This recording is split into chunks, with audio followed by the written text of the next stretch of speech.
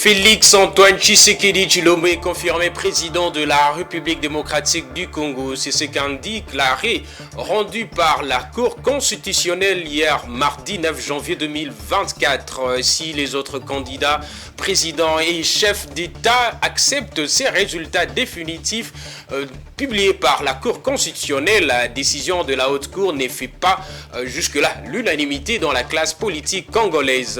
Et en Égypte, le gouvernement projette d'augmenter la part des énergies renouvelables dans le mix énergétique d'ici 2030. Ceci devrait davantage réduire les émissions de carbone de 30 à 80 millions de tonnes. Mesdames et messieurs, voilà le principal titre de cette grande édition d'information. Bonsoir et bienvenue à ces journal. La Cour constitutionnelle a rendu hier concernant le résultat définitif de l'élection présidentielle en confirmant la victoire de Félix Tshisekedi comme président de la République démocratique du Congo. Après ces décisions, de réactions fusent de partout, de chefs d'État et certains gouvernements des autres pays ont félicité la réélection de Félix Tshisekedi à la tête de la RDC.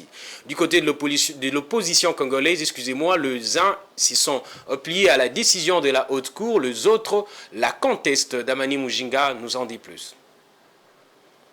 La réélection de Félix Tshisekedi, confirmée par la Cour constitutionnelle ce mardi, a suscité plusieurs réactions, notamment la communauté internationale et la classe politique congolaise. Le président burundais Evariste Ndayishimiye est parmi les premiers chefs d'État à dire un mot sur la confirmation de la victoire du 5e président de la RDC. Il a réitéré ses félicitations à son homologue Tshisekedi sur son compte officiel du réseau social X. Je cite, « La publication des résultats définitifs des élections présidentielles en RDC par la Cour constitutionnelle m'offre l'agréable occasion de réitérer mes vives félicitations et mes vœux de succès à mon frère et homologue, son Excellence Félix Tshisekedi Tshilombo, réélu à la tête de la RDC. » Fin de citation. La Belgique a, par le biais de sa ministre des Affaires étrangères, Adja Labib, présenté ses vives félicitations à Félix Tshisekedi, réélu pour un second mandat à la tête de la République démocratique du Congo. Dans un communiqué rendu public après l'arrêt de la Cour constitutionnelle, ce mardi 9 janvier 2024, la chef de la diplomatie belge encourage l'ensemble des acteurs politiques congolais et la société civile à œuvrer à la cohésion nationale dans un esprit d'ouverture, clé du succès pour relever les défis du présent et construire l'avenir. L'opposition congolaise, quant à elle, n'est pas restée sans mots. Martin Fayulu exprime toujours son mécontentement. Il a tweeté ce matin en accusant la CENI de fraude planifiée et exécutée. Il a conclu pour dire que personne ne peut confisquer le droit du peuple congolais de choisir souverainement ses dirigeants au terme des élections libres, démocratiques, transparentes et crédibles. Honte aux fraudeurs. Denis Mukwege, de son côté, cité par Le Monde, se plie aux résultats de l'élection présidentielle. Je cite, « J'ai fait ma part, le peuple congolais en a décidé autrement. Je respecte ses orientations, mais un peuple qui se laisse corrompre, qui ne dénonce pas les injustices et qui applaudit ses bourreaux sans résister à leur tyrannie est complice de son esclavage et devrait en assumer les conséquences. » Signalons qu'après la publication des résultats de la CENI, plusieurs autres pays africains et institutions avaient réagi pour féliciter Félix Tshisekedi, notamment le Congo-Brazzaville, l'Angola, l'Ouganda, le Sénégal, l'Afrique du Sud, le secrétariat général de l'EAC, la Banque africaine de développement, pour ne citer que ceux-là. À part le chef d'État et les acteurs politiques, la population congolaise a aussi réagi autour de la décision de la Cour constitutionnelle confirmant la victoire de Félix Tshisekedi à l'élection présidentielle de 2023. Pour les quelques personnes interrogées par la rédaction de Géopolis, le chef de l'État devra investir davantage dans la sécurité et l'amélioration des conditions de la population. Ils sont au micro de Patience Lokeke. Beaucoup de défis qu'il doit relever sur le plan de l'éducation, par exemple, sur le plan infrastructure, sur le plan économique. Donc il doit travailler, fournir beaucoup d'efforts pour que les choses soient relevées dans ce secteur-là, parce que c'est très important. Priorité des priorités, c'est d'abord l'économie. Là, on doit dire les choses comme elles sont. Si on distingue dans la politique, à quoi ça sert ? On distingue dans les diplomaties, à quoi ça sert? Mais une nation devient fort puissante quand elle est forte en économie. Si aujourd'hui on parle de la Chine, parce c'est déjà une grande puissance économique, dont le président de la République doit focaliser son quinquennat, son deuxième quinquennat, de rendre la RDC une puissance économique. C'est vraiment le vœu de tout Congolais. Parce que si aujourd'hui tout le monde se focalise à la politique, parce que la politique paye, hein, mais si l'économie, les autres secteurs payaient mieux, on n'allait pas courir vers la politique. Nous attendons maintenant qu'il puisse pacifier les pays, parce que ça dépend de lui maintenant. Et que notre armée soit bien équipée et aussi que nos militaires soient aussi bien payés. Parce que ça dépend aussi de leur vie sociale. Parce qu'un militaire est motivé, il va faire valablement son travail. Et aussi voir aussi la vie sociale en général pour le peuple congolais. Améliorer aussi les salaires des fonctionnaires de l'État, des agents de l'État. Actuellement, avec la vie actuelle, quand on paie quelqu'un, par exemple, 300 000 francs congolais, 370 congolais, 3 700, on dit que non, par exemple, ils sont payés chaque mois. Chaque mois, combien? N'est-ce pas? Ça dépend aussi de ça. Il a un défi à relever, hein, surtout pour la sécurité et la vie sociale. Le résultat définitif de la Cour constitutionnelle pour la présidence de décembre 2023 apporte certains changements aussi. Félix Tshisekedi a encore 5 années comme locataire du Palais de la Nation de la République démocratique du Congo avec de voix revues à la hausse de 73,34% à 73,47%. Martin Fayulu chute un tout petit peu si les résultats de la CENI lui ont donné 5,33%. Ceux de la Haute Cour l'ont rabaissé à 4,93%. Suivez les explications de Fiston Leko Patience Lokeke sur les raisons de ces changements. La Cour constitutionnelle vient de confirmer la réélection ce mardi 9 janvier 2024 à la tête de la RD Congo en proclamant les résultats définitifs. Félix Tshisekedi est désormais réélu avec plus de 13 millions de voix. Donc 73,47% et non 73,34%. Et non 73,34% selon les résultats provisoires de la Commission électorale nationale indépendante CENI du 31 décembre 2023. Moïse Katumbi a gardé ses 3 256,572 voix, soit 18,0%. Mais Martin Fayulu a légèrement dégringolé, quittant d'un peu plus de 900 000 voix, soit 5,33% à 87,336 voix, soit 4,92%.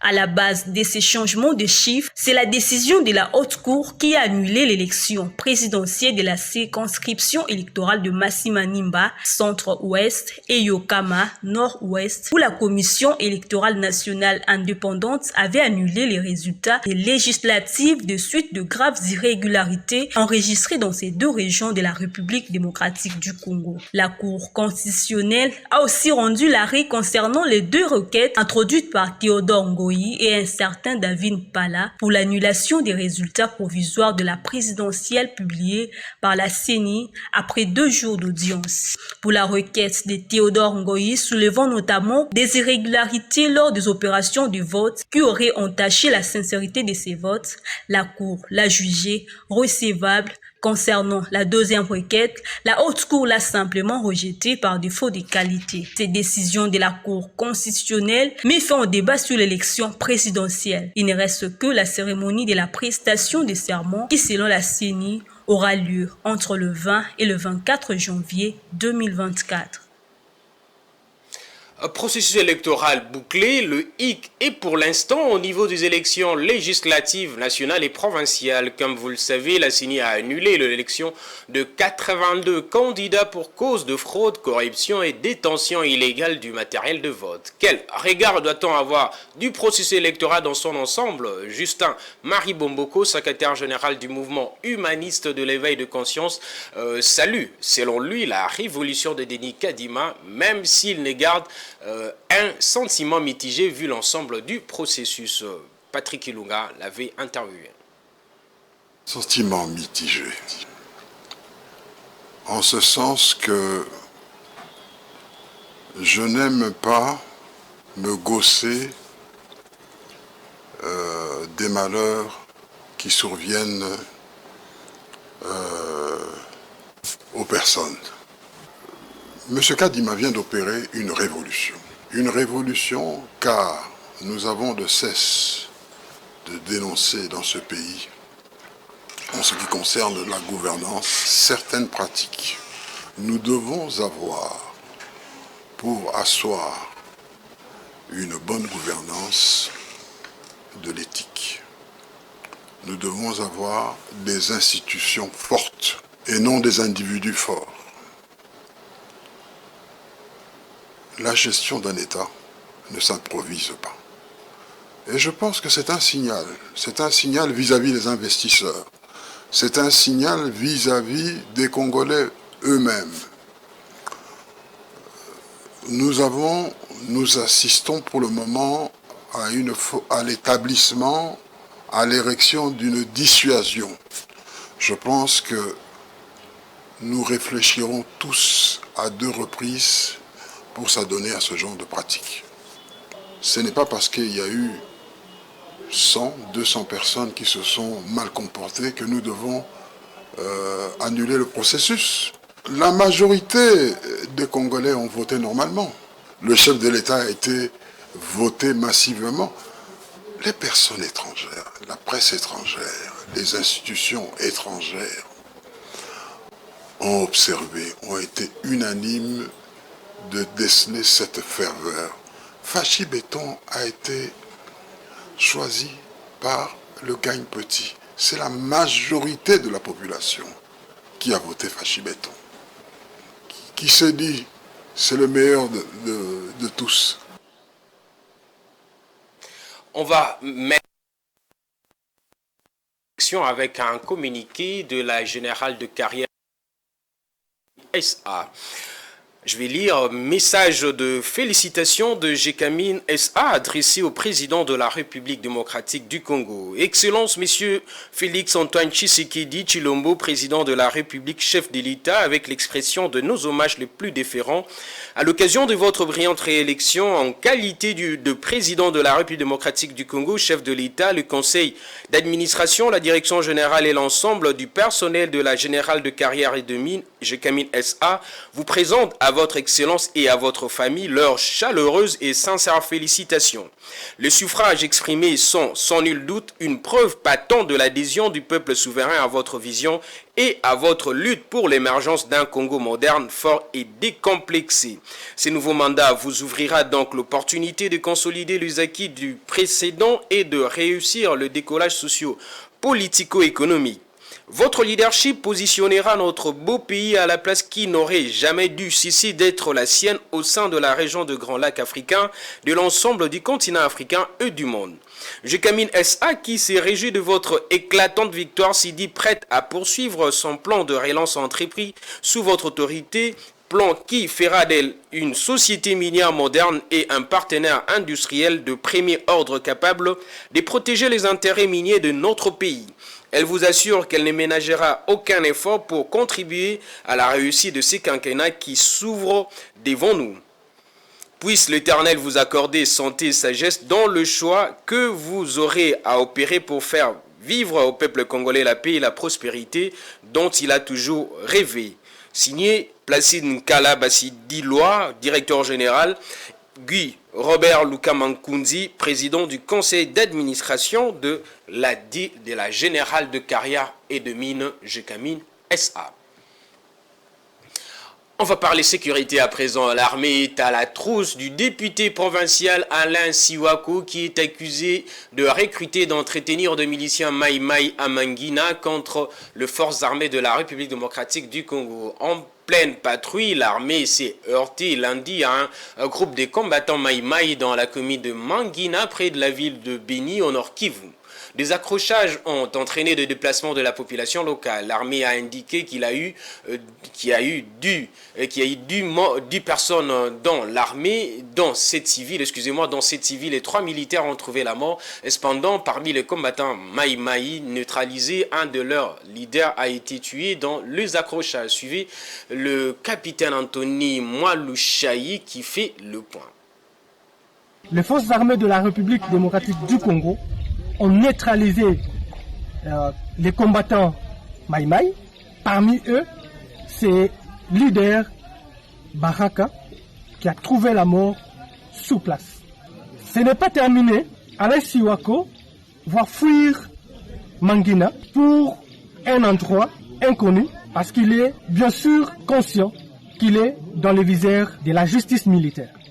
Le lundi 8 janvier, les forces armées de la République démocratique du Congo en patrouille dans la zone de Mangina et à l'ouest, donc vers la rivière Toa, va tomber dans l'embuscade des hommes de Siwako.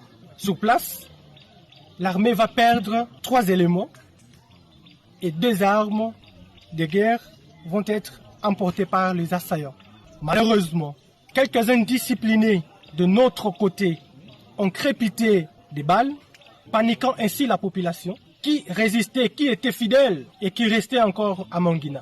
Et ce qui a poussé la population à quitter Mangina et à se réfugier, j'allais dire, à Beni et dans d'autres agglomérations. Le commandant secteur opérationnel Sokola 1 Grand Nord, le général-major Kasongo Maloba Robert, son état-major et une délégation de la justice conduite par l'auditeur des garnisons a quitté Beni ce matin pour faire la lumière de ce qui s'est passé à Mangina. Sur place, nous avons contacté plusieurs autorités locales, entre autres le bourgmestre adjoint, qui nous a relaté le fait depuis la genèse. Et le commandant secteur a donné l'ordre immédiatement qu'on arrête 6 militaires responsables des tirs qui ont paniqué la population et qui a créé le déplacement dans la cité de Mangina. Bref. L'année 2024 commence sous les signes du dépassement et de l'excellence. La télévision dans les profondeurs de l'économie africaine Géopolis TV a honoré sa journaliste Rachel Misinga. La présentatrice de l'émission Wake Up a été désignée comme meilleur agent de l'année 2023. Elle a reçu son diplôme de main du directeur général de Géopolis Forum, Willy Kalingai, en présence d'un échantillon des agents du groupe de presse. Je propose de suivre tour à tour le directeur général du groupe Géopolis et la lauréate Rachel Misinga. Quand on a une expérience, elle peut être positive ou négative. Mais qu'on échoue ou qu'on réussisse, on a obtenu une expérience. Quelque chose. Donc, si vous me voyez cette semaine, je me bats pour que les gens puissent se déplacer, c'est pour que vous ayez, vous éloigniez les limites et que nous ayons d'autres horizons. L'année 2023, comme vous l'avez dit, je tiens absolument à féliciter un agent pour avoir été exemplaire. Exemplaire dans le domaine d'abord et avant tout du respect des consignes, mais de l'engagement personnel. Quelqu'un qui fait de son travail un travail au quotidien une source de joie, il faut féliciter. Tenez à ce que je remette moi-même ce diplôme de meilleur agent 2023. Parce que je considère que ça doit servir d'exemple à tous. Vous tous, vous avez une forme de défi à relever. Il ne faudrait pas seulement être un agent anonyme. Quand on est dans un pays comme le nôtre, il faut savoir se distinguer. Cette année, donc, battez-vous pour que vous soyez parmi les meilleurs agents. Si nous pouvons avoir, tous les agents peuvent être meilleurs. Mais, pour des raisons que j'ai évoquées déjà plus tard, et un peu avant, je tenais donc à remercier davantage cet agent, Rachel Misinga, pour autant d'abnégation, et de lui remettre officiellement ces diplômes que je l'appelle venir ici pour obtenir ce diplôme de meilleur agent 2023.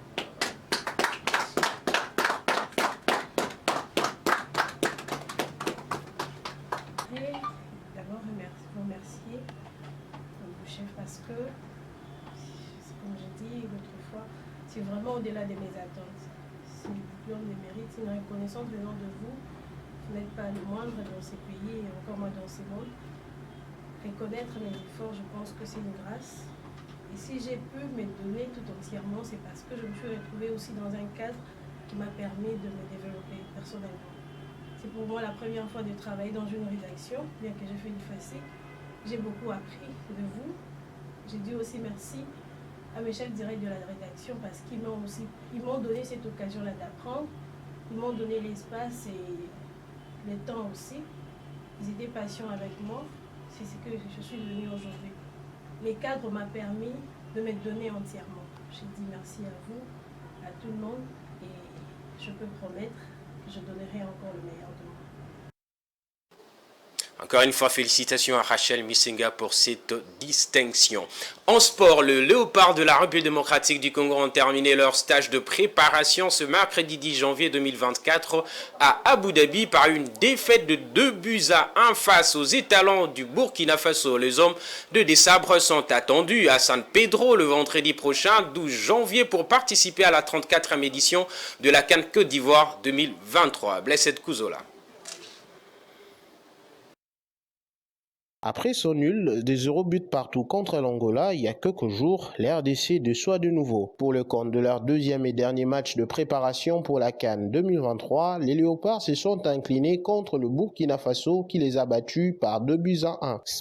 Pour cette rencontre, Sébastien Dessabres a aligné pourtant une bonne équipe avec Yohan Wissa et Cédric Bakambu en attaque. Mais la RD Congo s'est ramené 2-0 en première période. Blati Touré a d'abord ouvert le score pour les étalons à la 36e minute avant que Mohamed Konaté ne double la mise à la 41e minute. Au retour des vestiaires, les Léopards réagissent et vont obtenir la réduction du score par l'entremise de Chancel Mbemba à la 56e minute, un score qui ne sera inchangé jusqu'au coup de sifflet final. La RDC enregistre donc un bilan d'un nul contre l'Angola et une défaite contre le Burkina Faso en marge de son stage de préparation passé depuis le 2 janvier aux Émirats Arabes Unis. La RDC ne se met pas vraiment dans de bonnes dispositions avant de s'envoler pour la Côte d'Ivoire. Sébastien Dessabres et ses hommes s'envoleront pour San Pedro le vendredi 12 janvier prochain. Au pays hôte de la CAN, les fauves congolais seront donc basés dans la ville côtière où sera établi le groupe F de la compétition composé du Maroc, de la Tanzanie et de la Zambie.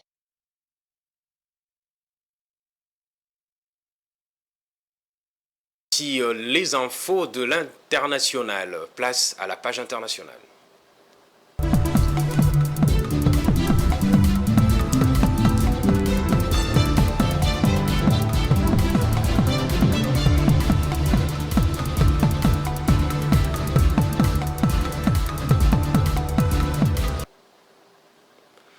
Pour booster le tourisme, le Kenya a annoncé la suppression du visa pour tous les voyageurs. Si la mesure est d'ores et déjà effective, une autorisation de voyage électronique reste nécessaire. Bien que la nouvelle mesure ait été saluée par grand nombre, elle est loin de faire l'unanimité auprès de nombreux voyageurs qui ont dénoncé le système sur les réseaux sociaux. Un élément d'Africa 24. Pour stimuler son activité touristique, le Kenya a supprimé les formalités de visa pour tous les voyageurs, quelle que soit leur nationalité. En vigueur depuis le 1er janvier 2024, la nouvelle mesure est loin de faire l'unanimité auprès de nombreux voyageurs. Plusieurs voyageurs ont dénoncé le système sur les réseaux sociaux. Selon les autorités kenyanes, près de 10 000 personnes ont demandé une autorisation électronique de voyage, mais seulement plus de 4 000 dossiers ont déjà été traités. Nous comprenons que dans un premier terme, du fait de la résistance naturelle au changement, il demande d'avoir une autorisation de voyage électronique qui va être présentée à la compagnie aérienne embarquante uniquement, pas aux autorités kenyanes à l'arrivée. On est dans un monde où les pays qui auront compris la nécessité d'ouvrir les frontières prendront plus d'avance sur les autres. La nouvelle disposition pénalise toutefois des ressortissants de plusieurs pays qui étaient jusqu'ici exemptés de visa pour la destination Kenya, les ressortissants d'une cinquantaine de pays,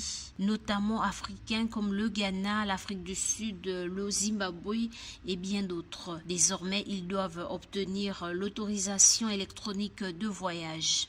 Le Kenya a très bien compris les enjeux de la nécessité de l'ouverture du pays, de l'ouverture du marché, du libre-échange et la facilitation du commerce visant à ouvrir encore plus un pays qui attend presque tout du reste de l'Afrique, d'où la levée de l'obligation de visa. Bien que l'exemption de visa soit effective, les voyageurs doivent tout de même, avant de fouler le sol de ce pays d'Afrique de l'Est, demander une autorisation de voyage qui s'obtient 72 heures avant le voyage en remplissant une demande en ligne. Un droit d'entrée de $30, environ 27 € est également demandé. En 2022, le nombre de touristes venus au Kenya était de 1,54 million, en dessous du niveau d'avant la pandémie de Covid-19 selon les chiffres du ministère du Tourisme. Le Kenya espère multiplier par 200 le nombre de touristes pour atteindre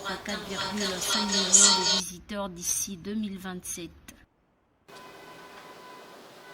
L'Égypte avait déjà réduit ses émissions de 30% au cours de 4 dernières années. Voilà ce qu'a déclaré le chef du secteur d'amélioration de la qualité de l'air au ministère de l'Environnement, Moustapha Morad. Selon lui, le but est d'augmenter la part des énergies renouvelables dans le mix énergétique de 42% d'ici 2030. Et ce qui devrait davantage réduire les émissions de carbone des 70 à 80 millions de tonnes. Blessed Kouzola.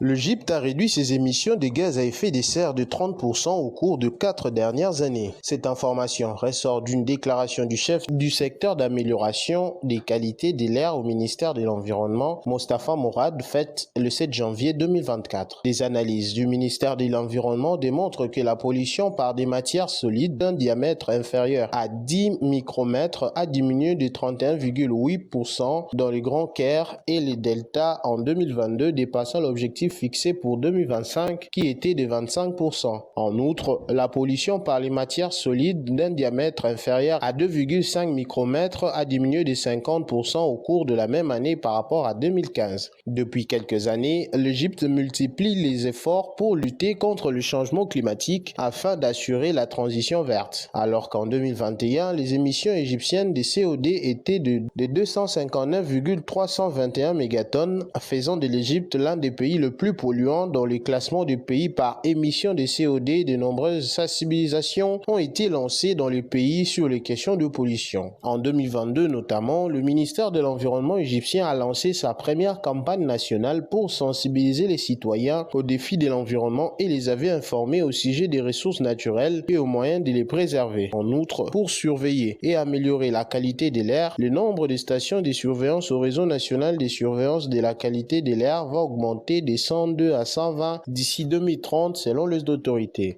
Cette performance est principalement attribuée à l'amélioration des systèmes de collecte et de traitement des déchets ainsi qu'à l'investissement de 120 millions de dollars dans une installation à Abu Rawash à Gizeh pour produire quotidiennement 30 MW par heure d'électricité à partir des déchets. Il convient de noter que l'Égypte vise à augmenter la part des énergies renouvelables dans les mix énergétiques de 42% d'ici 2030, ce qui devrait réduire les émissions de carbone de 70 à 80 millions de tonnes.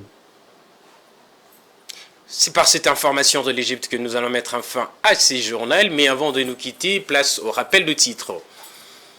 Félix Antoine Tshisekedi Tshilombo est confirmé président de la République démocratique du Congo. C'est ce qu'indique l'arrêt rendu par la Cour constitutionnelle hier, mardi 9 janvier 2024. Si les autres candidats et chefs d'État acceptent ces résultats définitifs, la décision de la Haute Cour ne fait pas encore l'unanimité dans la classe politique congolaise. Et en Égypte, le gouvernement projette d'augmenter la part des énergies renouvelables dans le mix énergétique d'ici 2030. Ceci devrait davantage réduire les émissions de carbone de 70 à 80 millions de tonnes. Voilà, c'est tout pour ces journaux, mesdames et messieurs. Merci pour le programme des journalistes.